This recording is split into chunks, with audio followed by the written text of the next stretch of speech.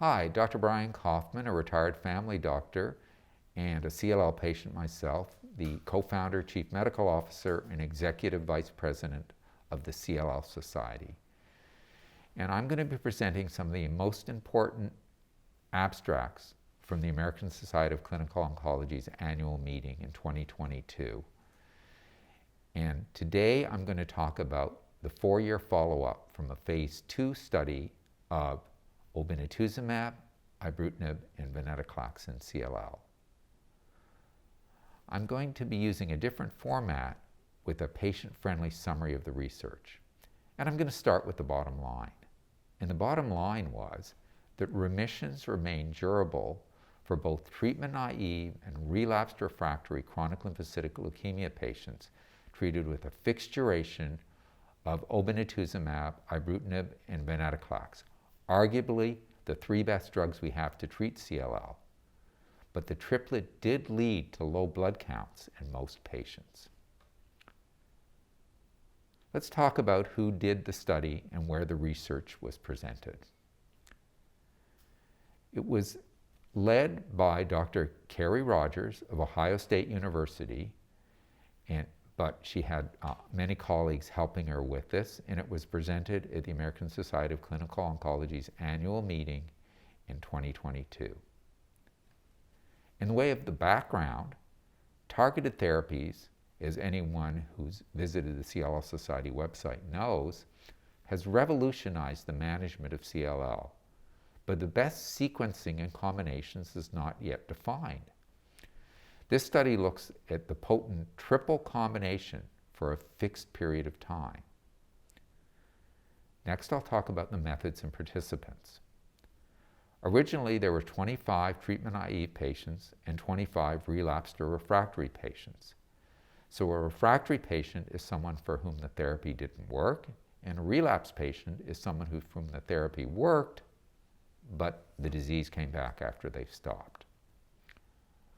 A later cohort was added of another 25 treatment-naive patients who've never had any therapy. The average age was 58, 64% were men, and 8% had deletion 17p, a bad prognostic marker. Treatment was given for a little over a year, actually 14 cycles of 28 days each. So what were the results? For those who were followed for the 48 months, the estimated progression-free survival, in other words, these patients are still alive and the disease has not come back or progressed, and the overall survival for the treatment-naive were both 96%. And in the relapse cohort, for progression-free survival was 85% and overall survival was 100%. There was 1 death in the relapsed refractory group at 51 months. The most frequent adverse events were hematological in the blood. Low neutrophils, these are the white blood cells that are used to fight off infection, were seen in 95% and were severe in almost 3/4 of the patients.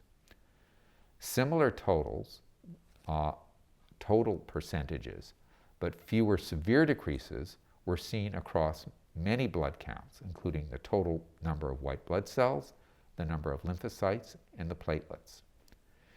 In terms of non-blood related issues, hypertension was seen in 85% of the patients and was more severe in 39%, and atrial fibrillation occurred in 11% or 1 out of 9 patients. So, what are our conclusions and what might be learned from this? This is certainly a powerful combination with impressively durable responses for both treatment-naive and relapsed refractory patients. But there's a price to pay for these strong responses, and that's the high level of low blood counts. This is a special concern during the pandemic because these white blood cells that are suppressed are what helps us prevent infections and secondary infections.